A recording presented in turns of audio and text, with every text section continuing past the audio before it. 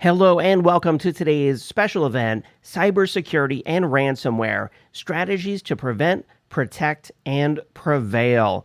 Today's event is brought to you by Veeam and produced by Actual Tech Media.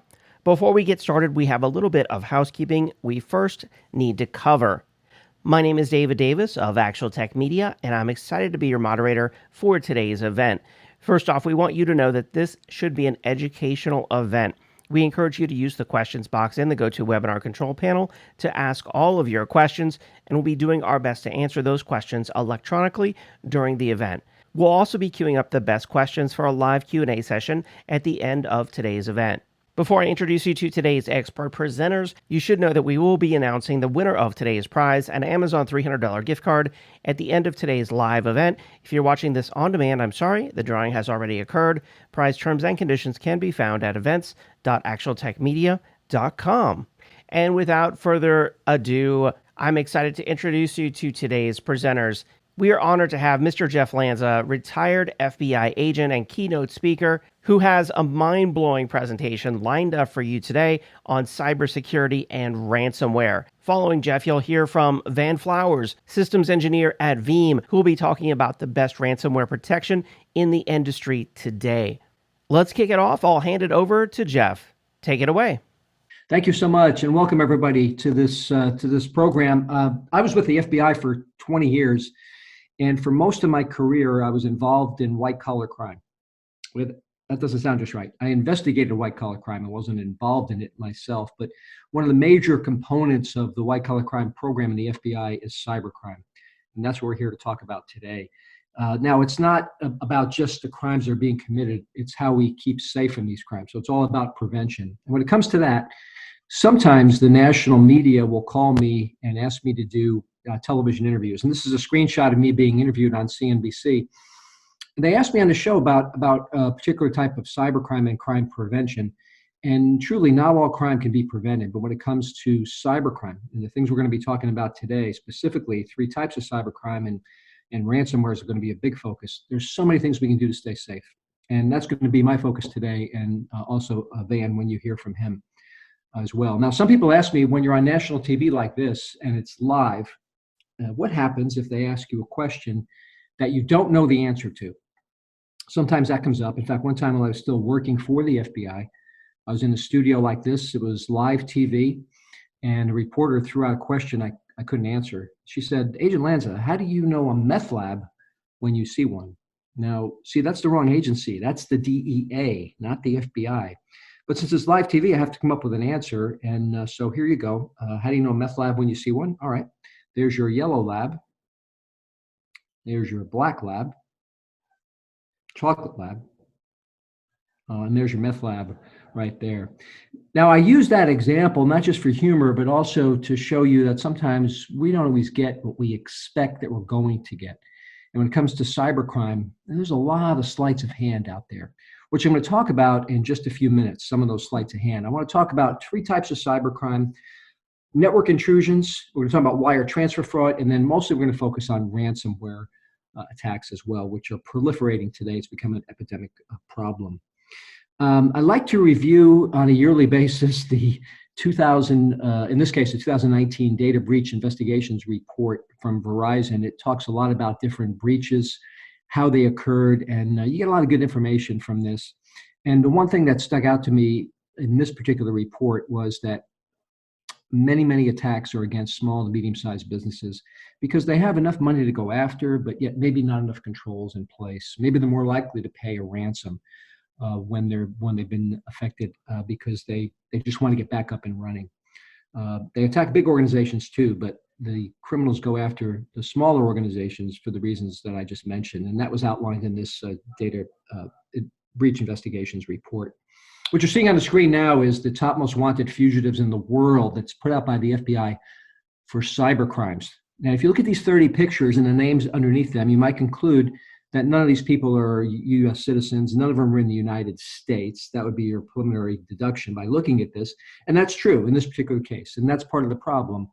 The FBI can't get at these people because they're not under our jurisdiction in the United States. And this is the cybercrime that we're facing. So there's no consequences, there's no deterrence. Take this guy, for example. He's written a malware that has stole login credentials for bank accounts and resulted in huge amount of losses. He's in Russia, and I guarantee you Russia's not going to turn him over to the United States when he's pouring money into their economy. Not only him, you got people that are working maybe for the government, but independently as well. And then we do have government employees, military personnel. These people are persistent. There's lots of money at stake. They're resourceful. They have the backings of government agencies and military, and they're very intelligent, highly educated as well. Just for example, this is a well-known, well-documented case or known entity, the Chinese army unit of the People's Liberation Army that works in this building. Specifically, their goal is to hack and to get information, as well as maybe copyright material, intellectual property, and this has been documented in many examples that that's what they do. This is the type of thing that we're up against. And these people may go home at night when they're not working for the military and maybe do a little hacking on their own.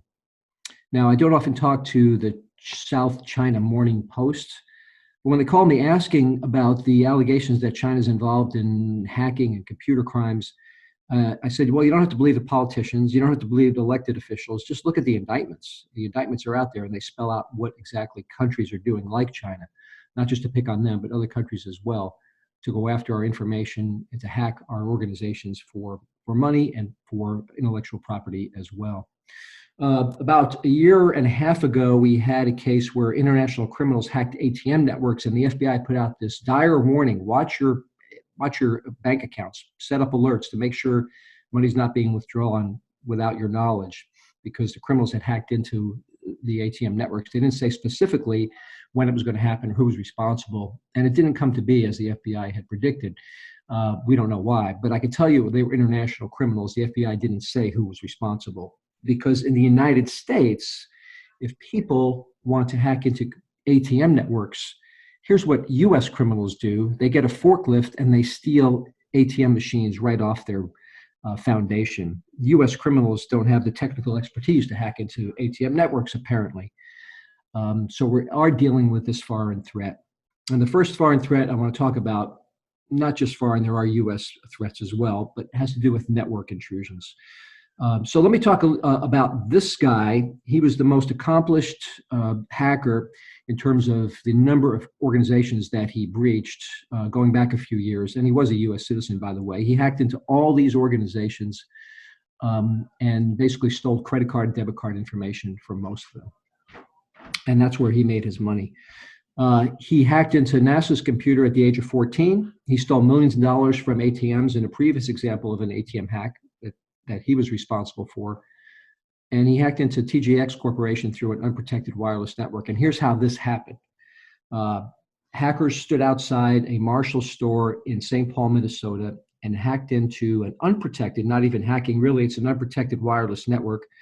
They got information from barcode scanners being used in the store, and they used that information as a foothold to hack into the company's parent company, TJX Corporation, where they stayed for 18 months undetected. And they basically stole 45 million credit card and debit card sets of data in order to hack into those accounts and steal money from those networks as well. All because an unprotected wireless network was used and was not protected, protected by the victims. That would have prevented this from happening very easily. And by the way, he did that hack while he was a paid informant for the U.S. Secret Service, which also investigates some types of cybercrime. And the FBI pays informants too to get information, but they certainly can't pay them enough as it would be compared to how much money they can make by hacking into major organizations, but so easily prevented through protecting this wireless network. Target, all of you know about this example. This case led to the breach. Led to the initiation of us using chip cards instead of swipe cards in the United States.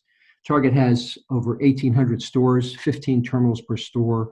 The hackers got every single terminal in every store hacked in such a way that they were able to intercept the communications when the credit cards were swiped at the exact moment, the exact split second that it was not encrypted using swipe mechanisms. And they did that for a number of months. And of course, after that happened, we got the chip cards that now provide encryption the entire way when those transactions are made. But the Target breach, my point of telling you this story, was not done directly at Target. It was not, the breach wasn't done directly at that organization. It was done through a third party. And that was a mechanical services company located in Pennsylvania who had remote access to Target's networks. The criminals hacked into this company's computer system, and that gave them the ability then to jump into Target's system, which led to the breaches of all those computer terminals, those point of sale systems that I just mentioned. And for their part, this company, Fazio Mechanical Services, cooperated in the breach, but they were the ones that gave the inroad to the hackers that allowed the larger scale breach. So 2 lessons of these network intrusions are, protect your wireless networks and watch out for people, not just people that you have in your own company, but most that may have remote access. And then the third lesson about computer intrusions that I want to point out here has to do with keeping systems up to date. The hacking that took place at Equifax almost 2.5 years ago now was a result of an unpatched system. Most of you know that. That resulted in huge amounts of personal data being released or being made available to criminals. Recently, we had indictments of 4 people in China, again, working for the People's Liberation Army, that were behind that particular hack. Most people are perceiving this to be an example of espionage rather than stealing information for the purposes of stealing people's identity for profit. Now, some people ask as well, how do we get at these people? And the answer is we can't. I mean, we're certainly not going to get people that live in other countries when the countries don't extradite criminals to the United States for these types of crimes. And certainly not if they're working for the military organization of that particular country. But we did indict those people, and this indictment, which was announced earlier this year, spells out the manner and means of the conspiracy. And the next step in any FBI investigation then will be to go out and arrest these people. The arrest can't happen because they're not in the United States. Again, no consequences, so there's no deterrence to these types of crimes.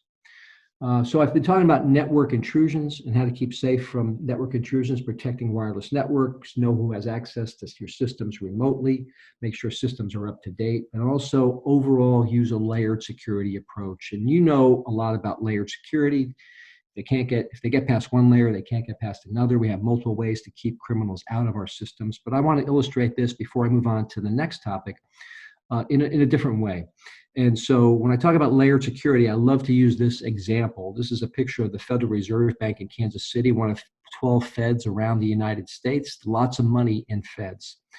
Right? I live in Kansas City, so I know this location well, and I've toured this location. And inside the Fed, there's racks and racks of money. It's like an IKEA store, only there's no furniture on the racks. It's a bunch of money.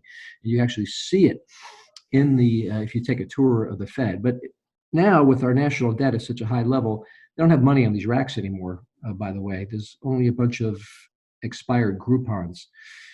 The money on these racks is protected by many layers of security. So with all the layers of security at a Fed, who would try to break into the Fed? Well, someone did in Kansas City, again, where I live, and this was a big story. Someone tried to hack into, or it's not hack into, but physically break into the Fed. They got through one layer of security. They got through a second layer of security.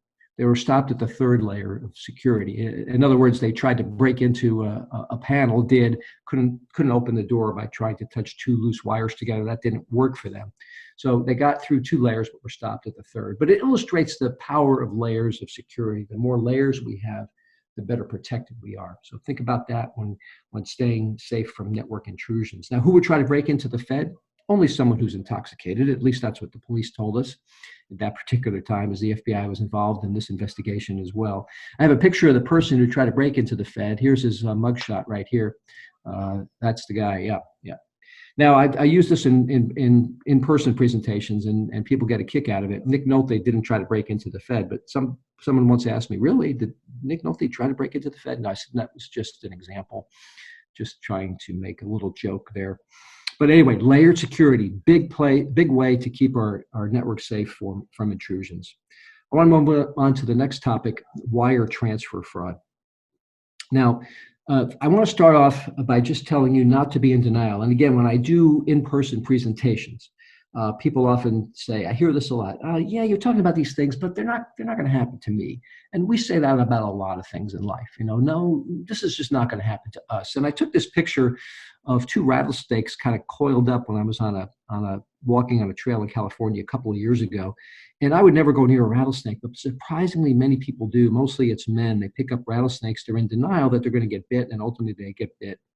In fact, the two most common things that are said before someone gets bit by a rattlesnake that's holding it are these. They say these two things: take my picture, hold my beer. And then once they get bit, then they're not in denial anymore. When it comes to the crimes we're talking about today, I would just ask you to understand that anyone can be victimized. If we don't take the proper precautions, we could be victimized too. If we prevent it, it can't happen to us. Don't be in denial. Now, this company was in denial. A company in Springfield, Missouri, a title company, was victimized by fraud. And what happened was the hacker sent a malicious email to employees. They clicked on it, installed key logging software on the employee's computer. And then when that computer was used to, oh, by the way, that probably looked like something like this. A lot of times the criminals try to deceive us, make us think we've missed something. Packages would be one thing, or there's some emergency, some urgency that has to be taken care of by clicking on a link. And when you click on that link, it would download in this example, a particular piece of malware that would be designed to steal login credentials. Could have been the Zeus, could have been the Cronus Trojan. Cronus was more recent. The maker of the Cronus, the creator of the Cronus malware was this guy, a guy named Marcus Hutchins. And just point out in passing that he was indicted for the crime. He was in a foreign country, may not have been extradited to the United States, but he traveled to the United States to attend the hacker conference in Las Vegas, the DEF CON conference, also known as the hacker conference, a couple of summers ago. And the FBI found out he was in town, arrested him at the airport as he tried to leave Las Vegas. He gave a statement to the FBI.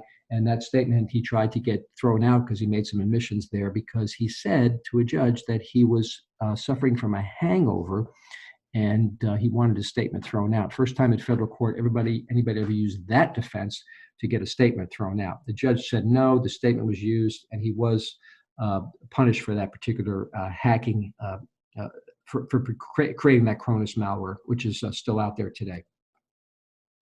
Back to the example of the title company in Springfield, Missouri. So the hackers got the login credentials. They initiated one wire transfer, almost $500,000 to Cyprus. Now, why Cyprus? That's not usually a country we hear about when it comes to cybercrime. They have on the list of the countries with the least lax money laundering laws and regulations. Cyprus is number one on the list for having the least oversight for money laundering. And so maybe they sent it there first, and that would allow them then to transfer it to other countries from that point without having to undergo any type of scrutiny from a banking perspective. Anyway, a lot of people think, well, this happens to me, my bank account's going to be safe because the bank's going to guarantee my money, right? If someone got my login credentials, they're going to refund my money. Not true. And if you read the fine print on bank account terms and conditions, you will see that the money is not guaranteed and companies could be victimized. And I tell you this, I know you're not responsible in those in the audience today necessarily for the banking transactions that take place, but it's a collaboration. We all get together to decide how we're going to protect our information and our money. And this is one way to protect it, by educating people. Some of these breaches occur when people click in the wrong place and download malware. Other times, criminals send emails that look like they're coming from a bank. And it's an easy educational point to tell people, hey, before you click on a link, maybe you want to look at the link closely and look at what appears before the first single slash. And you might, if it doesn't look like www.yourbank.com /, it may not be the right link. So look at that. You can also hover to make sure, even if sometimes it has the format of .yourbankname.com /, which would be the proper one, you still want to hover over the link to make sure that it's the right link. So teaching people about this from an educational perspective is so important to prevent people from becoming victimized. And if you hovered over this link, you would see that this is not the bank link, right? I want to move it up on the screen a little bit and show you something too that you can educate people about. Always look for 2-letter country codes. That .ua in this particular link indicates that link that website's in a foreign country, in this case, the Ukraine. That's a 2-letter internet code for the Ukraine. I doubt your bank or my bank is hosting websites there. So education would include hovering over links, looking at the links to begin with, watching out for 2-letter country codes, which may indicate a foreign presence in a hacking attempt. If you did click on the link, you would see that you're in, it would bring you to a page that looks exactly like your bank page, even with active links on the side, which would just take you right back to the login page. If a victim puts in his username or password, it could result in the criminal having that information and then getting access to bank accounts. So to prevent bank account takeovers, I think it's important to educate employees, as I mentioned, about the things I've just talked about, but also use technology, use bank controls. There's lots of things that banks can do to prevent money from being taken fraudulently, and then alert systems so we get messages when money starts to move. Now, again, for those of you in the audience who may not be responsible for this, for bank accounts and transactions and moving of money, but again, we get together and we talk about, as an organization, how we keep our money safe. It's not just what we do in one department, it's how we do this all together to keep our money and our information safe. Now, the criminals, by the way, I should mention, mutate, just like viruses mutate. It's a popular term today, but viruses can mutate in a biological sense, and the criminals mutate as well. They pivot, right? When we have defenses to keep our information and our money safe, then the criminals work around those defenses. They mutate and change the way they do things. So if, for example, I'm not going to give up my bank login credentials by clicking on the wrong link, or I'm not going to download malware to steal, that will allow them to steal my login credentials. All right, if I'm staying safe against that, criminals will mutate and they'll just get us to transfer money ourselves.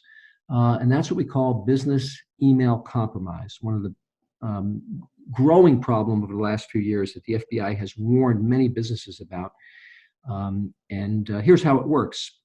Oh, by the way, I just should point out, before I get to that, I want to back up a little bit. I joined the FBI in 1988, and I want to show you a picture of me getting my credentials in Quantico, Virginia, after many weeks of training. This is a picture of me standing to the right, being awarded my credentials in Quantico, Virginia. And after I left that stage, a few hours later, I left to go to Kansas City, where I was assigned to be an FBI agent, and I was assigned to a wire. Now, what I mean by that is I was in a room with a bunch of recording equipment and other people, and we had headphones, and when the phones rang at the place where we had a wiretap, we picked up the headphones and put them on. And one particular wiretap, we had mobsters. Tony got a call from Joe, and here's how the call went. As the FBI listened, Tony says, "Joe, I'm glad you called." And Joe says, "Why?" Tony says, I have a problem. I think the FBI is tapping my phone." And Joe goes, "Well, what are you going to do?" Tony says, "I got the problem solved. I got a new phone number." And Joe, lacking any common sense, Joe says, "Well, give me the number." And Tony says, "Well, I better not give it to you over the phone." Smart. "I'll meet you for lunch. I'll give it to you in person." And Joe says, "Well, I can't meet you for lunch." Tony says, "Okay, I'll give you the number over the phone right now, but I'll give it to you backwards." So he proceeded to give him the number in reverse order. What did the FBI do? We got our best cryptologists on that one right away. And since we are the FBI, it took us about 6 months, but we had it all figured out with our powerful computers, guessing the 7-digit combinations. But I use that example, again, not just for humor, but also to show you how important common sense is in everyday life. But when it comes to scams, it's important too. When it comes to computer crime, it's important because the criminals try to manipulate us, so we're using emotions to make decisions. And sometimes just a little common sense will prevent some of these crimes from occurring. Back to the email compromise that I was just talking about, business email compromise. Back in 1978, the criminals used to steal money this way. They robbed not a business, not a bank, an airport, the equivalent in today's dollars of $5 million in 1978, 2020, 17.2 million. Now that's a coincidence, that number, because that's the exact amount of money that was stolen from a company in Omaha, Nebraska, who was built out of that amount based on a cyber scam. So there was no guns involved, no masks, no knives, no physical presence of criminals, only an email requesting that amount of money be transferred. It came to the controller from supposedly the CEO asking for that amount of money to be transferred to a bank account in China. And the money was sent. Now, this is part of what the email looked like. There were other emails that went along with this. But this is what we call business email compromise or spoofing the boss, where the email of the boss was either hijacked or they spoofed it. I'll show you how that might work in a minute. Now, if you think 17.2 million is a lot, how about 46.7 million stolen from another company? We know more about this case because it's a publicly traded company, where the prior company is not. Here's a company in Houston, Texas, that was victimized for about $800,000. And you can see how this might occur. You might send an email that looks exactly like the boss's email, the CEO's email, or you might be just one letter off in the top level domain, and people may not see that or notice that. Another way this can occur is illustrated by this example. You can see the way this company's name is spelled in the logo at the top. But look at this email that was sent trying to spoof the boss, where the letters were reversed. So the criminals went to set up a domain name that looks exactly like the domain name of the company, only two letters were reversed, and all the email domains were set up as well to try to commit this scam. This company caught it before the money was sent. So of the issues that we see with this wire transfer fraud scam that I've been talking about, business email account compromise, all common sense things would prevent these crimes from occurring. But the one at the bottom is just so crucial here.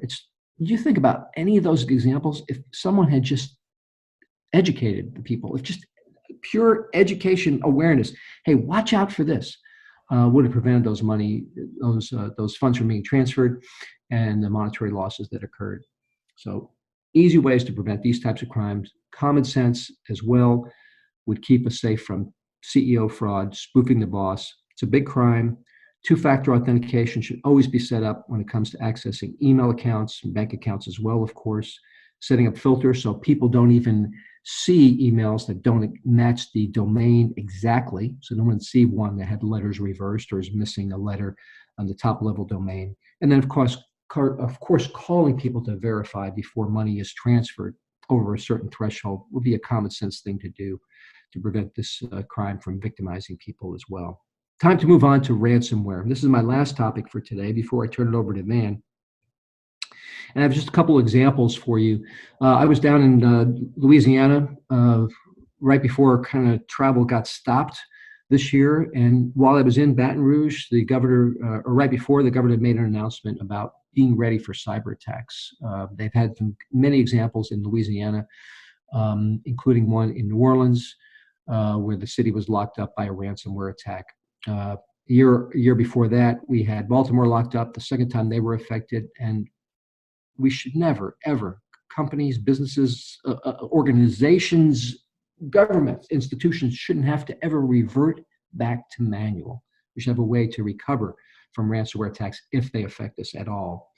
Of course, you've heard about the Atlanta attacks, and the point I wanted to make about this, they tweeted out about their attack, but the cost to recover. So it's not the ransom that you pay or don't pay, it's the cost of remediation, the cost of getting back up and running. In this case, in the case of Atlanta, it was $2.5 million. How do ransomware attacks happen? Lots of different ways they could happen. Sometimes it's when people click on the wrong thing. Maybe they get a macro and they do something like that they're not supposed to do, and that may download the malware. Here's an example of an email that was sent with a password to unlock the file that's attached to it. That's pretty weird. You wouldn't have a password in the email that you're sending to someone. You would send that a different way. This is designed to make sure that email, like Google email, for example, Gmail, can't scan attachments because they don't have the password to the attachment. They're not smart enough to open up the attachment to see if there's malware. They would normally do if there was not a password. So it's overcome that layer of defense as well. And if you clicked on that and put in the password, that may download this embedded malware in that particular document. A trick to get around a defense. Sometimes emails may be sent to people in the HR department through Dropbox links, resumes are sometimes sent that way or directly, and that could result in a ransomware attack or encryption of files on the host computers and networks. This is what your system may look like when this happens. And then the hackers start to communicate with you. Surprisingly, some people don't know about ransomware attacks, so they give you a little education about it, as well as an education about cryptology, and to explain that you're not going to be able to get your files back without our help. And they give you some options here. You can send a certain amount of Bitcoin for each affected system, or they'll give you volume discounts. Send us a total, in this case, of 13 Bitcoin, and we'll unlock everything for you. And then they want to adhere, of course, to the privacy standards that we have throughout the world today. And so they're telling you about that as well. These are all real examples, by the way, taken from the world of ransomware attacks. And just like the criminals back in the 1930s would say, hey, don't call the cops. They're not going to be able to catch us. They're telling you the same thing. You know, we're disguising our transactions in such a way, you're not going to be able to track it back to us. So don't even bother. And then when it's all over, you pay your ransom, which you should never do, which I'll get to in a second. You know, they're polite. They usually say please and thank you. And hey, have a good day. Enjoy your files. And then look for the email that comes later where they want to value your opinion because you know how important customers' experiences and customer comments are. You might get an email that looks like this.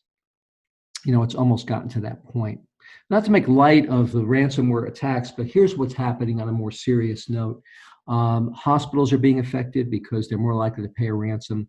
We'll get to that in a second. IoT devices is what this article in the Wall Street Journal is talking about, which brings more potential devices which can become more risky in an organization, especially in a hospital where everyone's walking around with IoT devices as well. This hospital paid a ransom of $17,000 back a few years ago. In the Bitcoin equivalent of that, it was a well-known and publicized case, and they paid it because they wanted to get their hospital up and running and didn't want to put people's health at risk.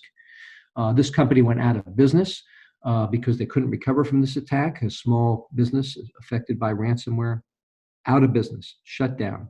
That's not the only company that had to shut down because of a ransomware attack. There have been many examples of that throughout the news, and this is a very recent example in the Wall Street Journal about a well-known currency converting company. They paid the ransom. This just became public about a week ago that they paid the ransom. And here's the thing about paying: if you pay, you may not be able to recover. There's a lot of amateur hackers out there. They may not even know how to give you your encryption key to help you get back up and running. So you can't guarantee that you're going to get your data back if you did pay. It just encourages people to continue this type of behavior. It emboldens the criminals. And then you're going to be put on a payers list and you probably get attacked again. So paying is certainly not something that you want to do in any case. I always say this to people when I'm presenting in public: if you pay, they win. In fact, the most profitable criminal enterprises in the world are drug trafficking, counterfeiting, human trafficking, ransomware loans, $1 billion of profit for the criminals and growing. The state of California decided, through this gentleman, decided to make ransomware illegal. You might be thinking, isn't ransomware illegal already in California? It wasn't. But there's a federal law against computer hacking involving ransomware, but California did not have a state law. He decided to initiate this bill. It was passed into law, and the day it was passed into law, a document related to his bill was encrypted on his own computer, and here he is tweeting about that happening. Now, the criminals weren't demanding money. They were basically saying, hey, laws don't mean anything to us. You can pass any law that you want. You're not going to be able to stop us, which is part of the point of having prevention and not being victimized by these attacks. Now, when you In this particular example, the hackers did strike out, and if you were in San Francisco over Thanksgiving Day weekend in 2016, you could ride the municipal transit system for free, the Muni, because the hackers had locked up their ticket machines, and just striking back, saying, it doesn't matter what laws you pass, we'll just keep doing what we're doing. And then the WannaCry ransomware attack was when the internet started being used to create ransomware throughout the world, or to affect people throughout the world, to victimize people. Started in West Africa and went around the world very quickly.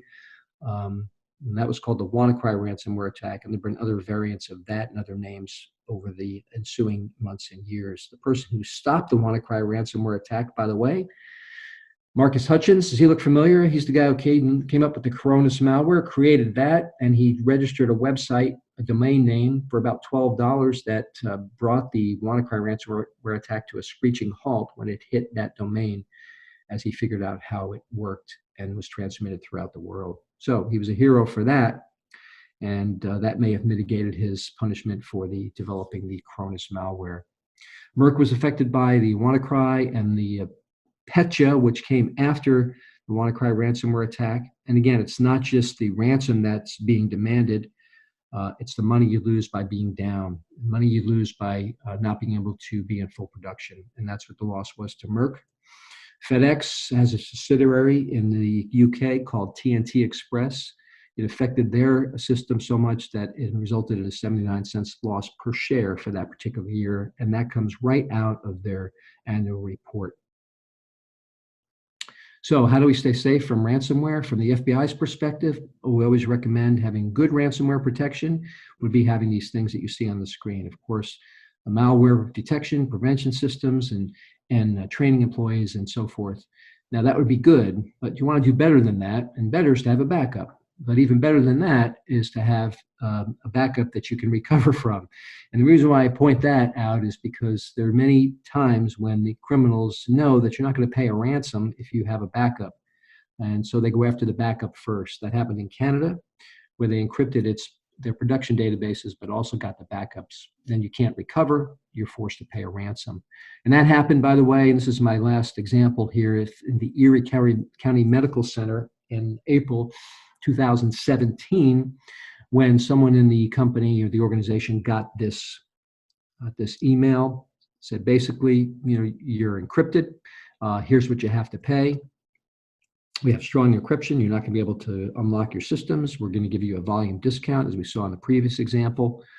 And that all happened, if you want to turn back the clock 1 week before that, is because the hackers got in through maybe a remote desktop protocol using brute force, deleted the online backups first. And when they went after the backups first, they did that for a reason. They knew that the medical center was not going to pay a ransom if they could recover from the backups. So the hospital's in the 1950s format, right? They're writing prescriptions by hand. They're transferring people to other hospitals. Lives are at risk.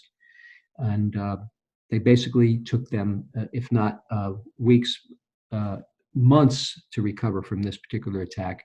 And much more information is available on the internet about this attack if you're interested in following up and getting more details about that.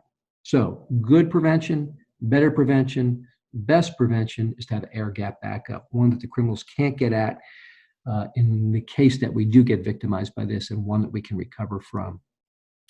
Another thing to remember is disaster mitigation and recovery involves 3 backups, 2 medium, 1 offsite, the 3-2-1 rule that you've probably heard of before. Believe it or not, these companies I mentioned may not have had this in place, and that resulted in the huge cost of remediating from their attacks.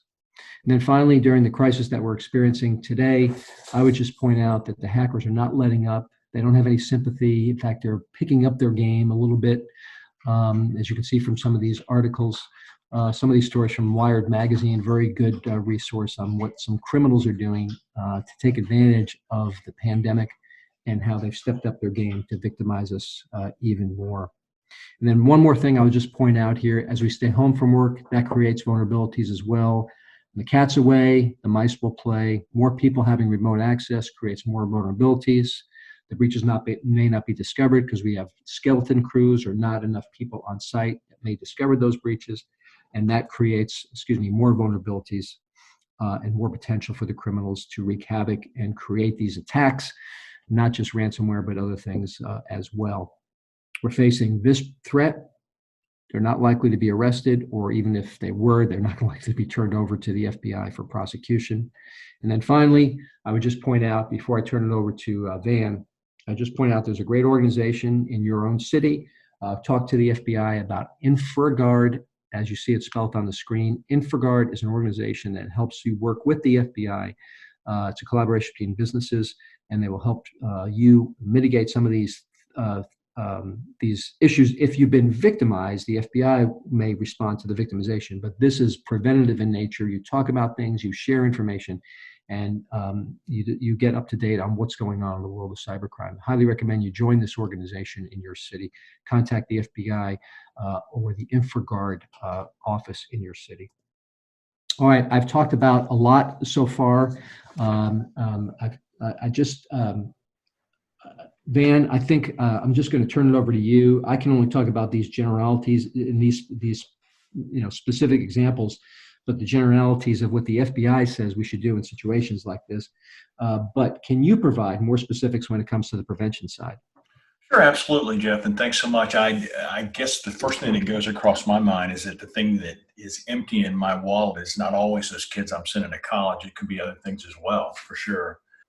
Well, just real quick, my name is Van Flowers, and I'm one of the senior systems engineers and a technical evangelist for Veeam. I do design work and protecting folks' data with backup every single day. It's what I completely love to do, and I cannot echo enough some of the things that Jeff has said and how we're going to protect our data and our environment and how things need to be properly secured in more than just one fashion. I share with a lot of folks that I'm a cancer survivor, and in doing that, I share that not so that people can go, wow, oh, you're blessed and all those kinds of things. That's all true. But in saying that, I say it so that you'll understand that when you say this can't happen to me, it can happen to you. It can happen to anyone. And protecting your data as an IT professional is paramount, because if you don't have your data, you don't have anything. You have not an ability to restart, restore, and recover from anything without protecting that. So let's talk real quickly about Veeam.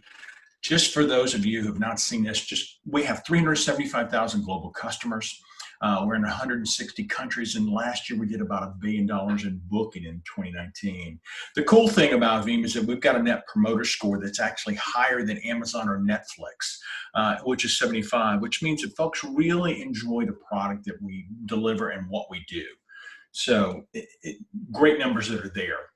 I know we've talked about a lot of the different ransomwares that are out there. Some of you may or may not have heard of Bitcoin and how things are being paid, but today, ransomware is so real, anybody can have that happen to them, even on a local computer, your laptop. It doesn't matter. They're looking for a place where they can make $1.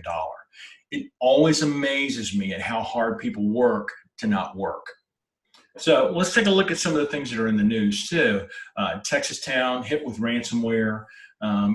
Again, destroying these people's environments.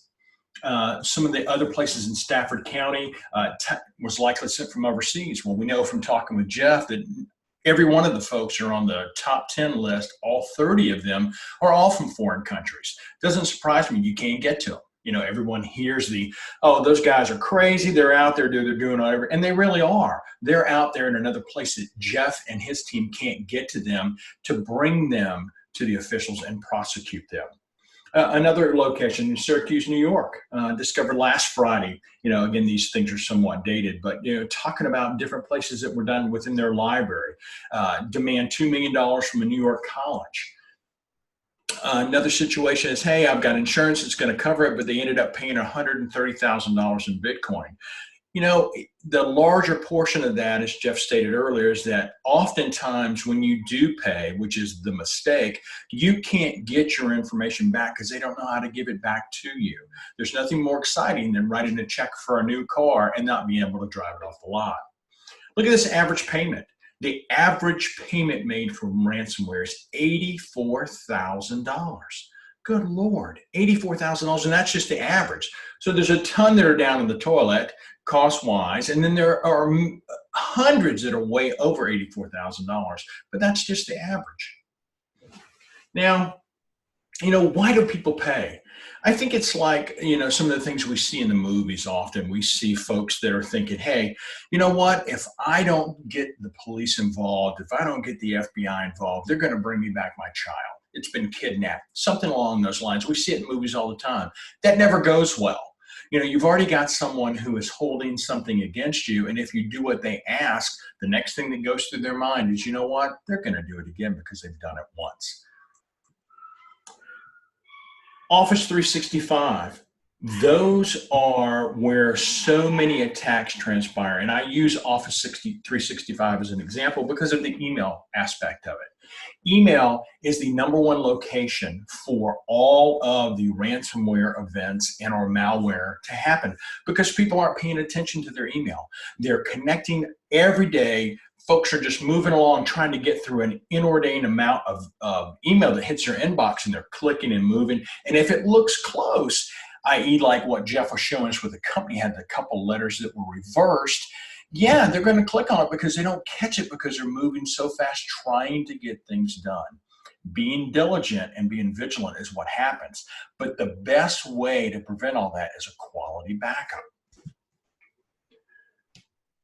One of the folks, one of the mayors that was here said, you know what? We're going to get together and we're not going to pay these guys. That's what they should be thinking. That's how they should move against these folks, take a stand to do that. Unfortunately, there are people that are going to pay anyway. And in doing that, they're not doing anything more than promoting this and making it go forward. If you look down at the bottom, a couple of towns, Lake City, the state that I was born in and down in Florida, paid $460,000.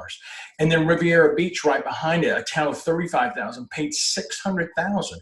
That town of 12,000 people came up with almost $500,000. There aren't that many people in that town. That's a really small spot. So getting together to decide, hey, this is how we're going to prevent this going forward is the only way we can stop it, by joining our thoughts collectively together. Now, it's two things that are going to happen. We're talking about layers, and there's really no magic bullet. Well, there is a magic bullet, but not the magic bullet like we're talking about. And as much as I like chocolate cake, the layers are a great representation of how we can prevent folks from getting to our data. Now, also keep in mind, this is a whole set of just various tips and things that we put together and talk to other professionals about. And it's like, what's going to be the best practices for your organization? And protecting your data, it's not a specific architecture. It's more a mindset of day-to-day what we're going to do. I think we're probably looking at a Melba Marcos shoe closet right here. But in doing that, there's a specific order to how we want to make sure things are consistently looked at and consistently followed as we go forward. So, this particular question came out of a form. How many folks have experienced losses of data in the cloud? User error from accidental deletion. More commonly than not, things are being accidentally deleted by employees. Individuals do it accidentally on their own. Of course, there are malware threats, retention policy gaps, those types of things. But out of 1,600 people that responded, most commonly user error. Think about that when you're designing your thought process. Hey, why do I need a backup? Well, someone's going to delete it. We have Sally down the hall every Thursday afternoon. She's working on a spreadsheet, and notoriously, when she gets ready to leave, she hits the delete key on certain fields or files and has to have the whole thing recovered from her from a backup because she does it consistently all the time. Email, again, as we spoke about, the #1 delivery method for ransomware attacks. What's your organization's primary protection against Office 365 challenges? They rely on Microsoft's native tools for backup and recovery. That's what 19% of those people. And the number that just blows me away is we do not back up Office 365 data at all. The #1 tool in your environment in most organizations is email, and they don't even back it up. So 76% of those businesses are completely unprotected. So when they drill into the environment, just like they did in the medical facility, the day before they've already destroyed those backups. Well, they couldn't destroy backups at certain companies, 76% of them, because they don't even back it up. Unbelievable. So think about some of the best practices now, using different credentials in your backup storage, okay? Worst practice is obviously domain and administrator for everything. A better practice is using service accounts. And of course, the best is they don't join to that specific domain. They're using service accounts that are based on local hosts. So all the layers of separation, again, layers of separation are making it more difficult for them to find vulnerabilities in your environment. You know, each backup admin has access. It's important to track who's doing what. Not so you can point a finger at someone for what's going on, but you need to find out, hey, is something strange going on in my environment? Did something get compromised? Did Jimmy make the same mistake a dozen times? Do we need to coach him to find out what's going on? More visibility into what's happening makes you aware of where your data is changing and how it can be compromised. Remember, protecting that data is your responsibility. Now, you know, as we utilize offline storage, ransomware attacks, you know, are connected to shares. You can take your media offline when possible and air gap. Air gap between me and the box down the hall, me and the vault down the hall. These two little guys on the right-hand side obviously are in prison blues because of some of the stuff that they've already done. He's going to get to your information any way that he can. But remember, attacks connected to shares, take your media offline when possible, and air gap. Utilize offline storage, you know, tapes, replicated VMs, primary storage snapshots, okay, Veeam's Cloud Connect, okay, as well as rotating hard drives where you're physically pulling them out and swapping them out. Tape is something that I think from an IT professional of 30 some odd years, I prayed some days it would go away. There's truly a place for it still, and there probably will be for a while. Now, true, some of our tape locations are changing because now we can move our tapes or VTLs, virtual tape libraries, into things like Glacier for long-term storage up into the cloud. But we still have an ability to separate and make multiple copies. The 3-2-1 rule that Jeff spoke about, which anyone who works in IT working through their data, they understand that 3-2-1 rule was developed by a photographer who lost too many photos. So in keeping that, we're in a spot where we can make sure we have multiple copies on multiple types of media and multiple locations. But the last piece, make sure it's recoverable. Now, technology that prevents Cloud Connect backups to keep your data safe. We're looking for inside attacks, accidental deletion, malicious deletion, disgruntled employees, and ransomware. You know, the thought that we would have a disgruntled employee that would come in and destroy things is kind of crazy, but it does happen. It happens often. And we also have things that, you know, are accidents. The larger portion of those things when data is being removed is because someone didn't understand how something was backed up and or where it was. They were learning. They didn't know. They were afraid to ask, so it just got nailed. So service providers can retrieve our data for us.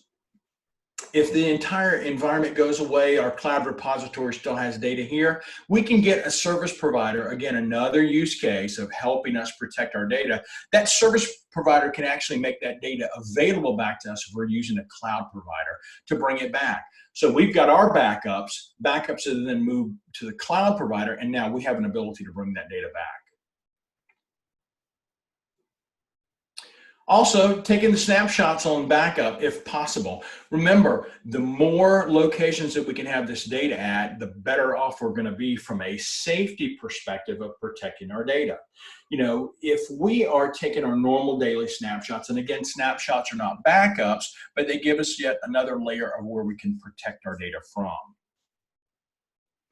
Have a snapshot of a cloud instance in AWS or Azure. One of the cool things about Veeam is that when we have copies of our data, we can spin it up anywhere. We can move it into Azure, we can move it into AWS, we can move our data in multiple repositories around the cloud infrastructure anywhere we choose to. Or we can move it to a place like an island. We can put it into something like Cloudian, which is on-premise lockable S3 compatible object storage. We have a plethora of choices once it's backed up correctly. An insider protection, again, from catastrophic loss. Keep in mind that all backups are deleted or removed from end users' on-premise infrastructure. Here's what we're looking at, okay? All backups are deleted or removed from Veeam Cloud Connect repositories. The Veeam Cloud Connect back service provider can make backup data available, again, outside of a customer's control. So I point out and stress again, the cloud connectivity that's there allows us to have that provider then replace this data for us once again, another stopgap. As we think about where we store our data, let's talk about the capacity tiers momentarily from Veeam. There's two things that we can do with capacity tiers. It gives us a performance layer of storage, gives us the ability to grow those servers or a location where we can reposit our backups, as well as a place to tier off into immutable storage, which can't be damaged, and or at S3 object storage in the cloud.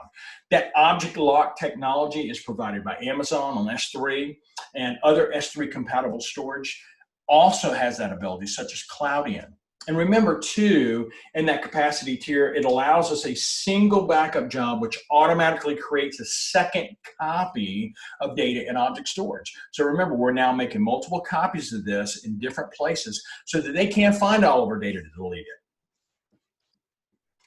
Let the backup copy job do work for you. A backup copy job within inside of Veeam, it can be a valuable mechanism with ransomware. Again, putting our data in multiple locations with that backup copy job allows us more safety and more security, places to restore from, but places to keep it safe at.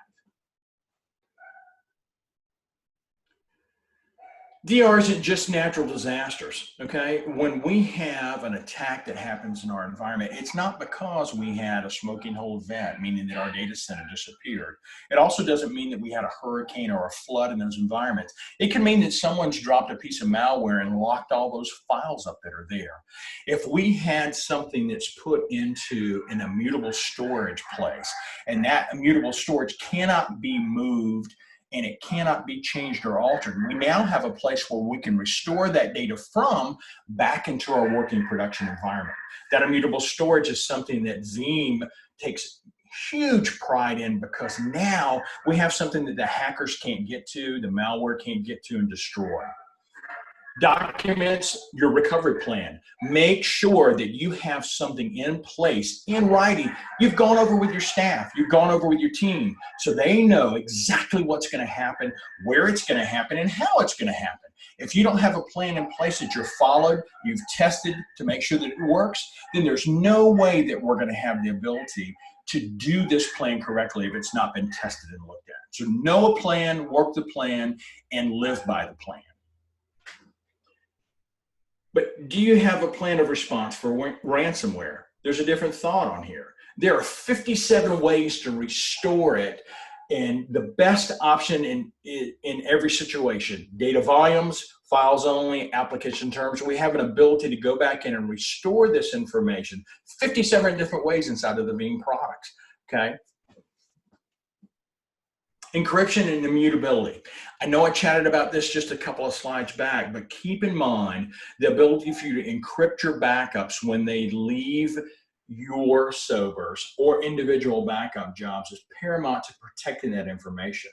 It can also be encrypted during that offload going from the server up into our S3 compatible object storage that's there. Using that on top of object lock now is encrypting that backup, as well as putting it into an immutable storage environment that cannot be damaged and or altered. So they can't delete or hack what they can't get into.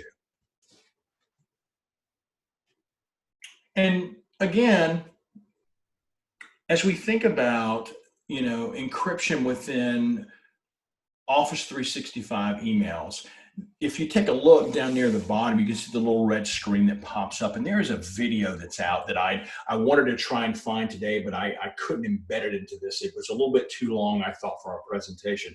But it literally shows a ransomware attack happening where all the emails change in a person's inbox to a little skull and crossbones, renames it as encrypted by death or something along those lines. And then you get a red pop-up that flips up and it says, oh, by the way, your entire environment has now been encrypted.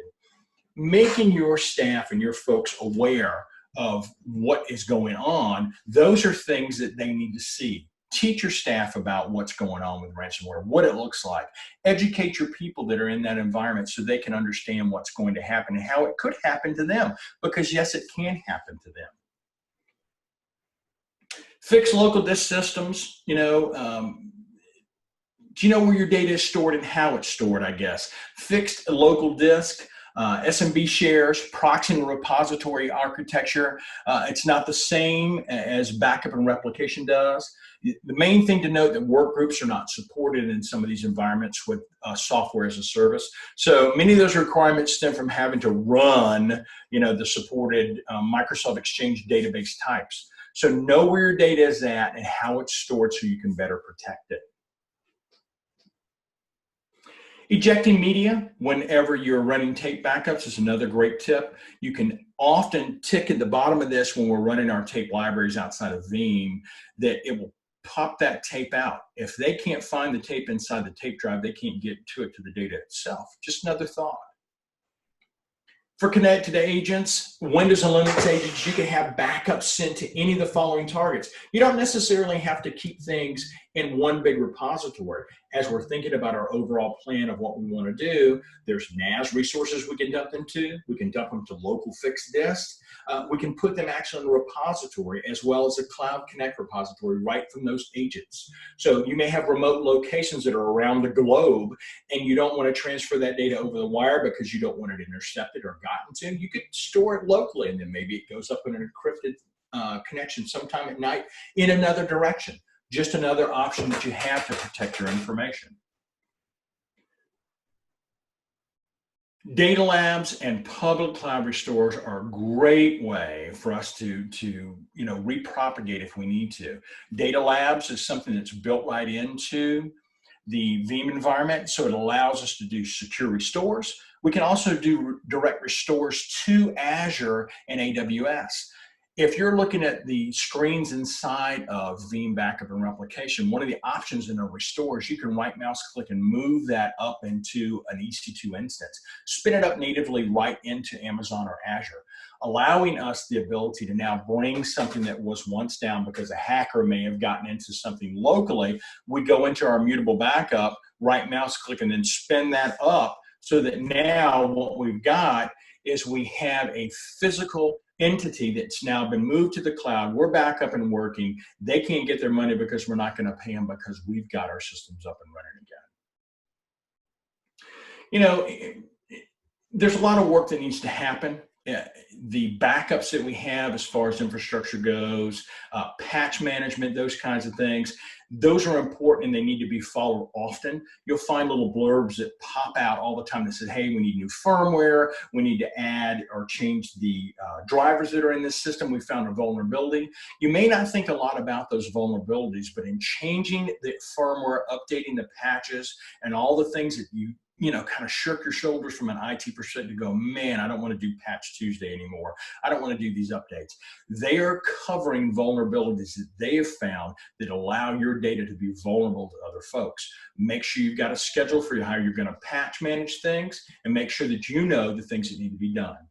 Following the Veeam knowledge base for things that we can assist you with, as well as new and current events that are in the virtual environment. It's not just about backups here. We talk about all kinds of things that transpire in the data world itself, from VMware all the way through how things are connected and best ways to protect your information. Resiliency and remediation. Remember, prevention and protection should be a strategy as well. Cisco has a number of solutions, Microsoft Defender's out there. There are antivirus pieces that should be in place. Those are all things that are critical to what you need to do to continue to protect your data. Users are our worst enemies. One of the things that Jeff spoke about as well is the fact that, hey, you've entered this password so many times, people click on something within an email, making sure that you are aware of what's happening in your environment and that folks understand, hey, here's a challenge, here's a problem, this is something that we need to focus on, education of your staff. Insider threats too, okay? Here's one of the bigger risks that you think employees get tempted to do things. Okay, those insider threats are individuals that have knowledge about your environment, and it's going to end up costing dollars to you. Keep in mind that there's a reason for policies and how things are protected internally. There's a reason for the backups, but more than that, there's a reason why we want to track logins, credentials, how folks are accessing data, and where their data is being looked at and why.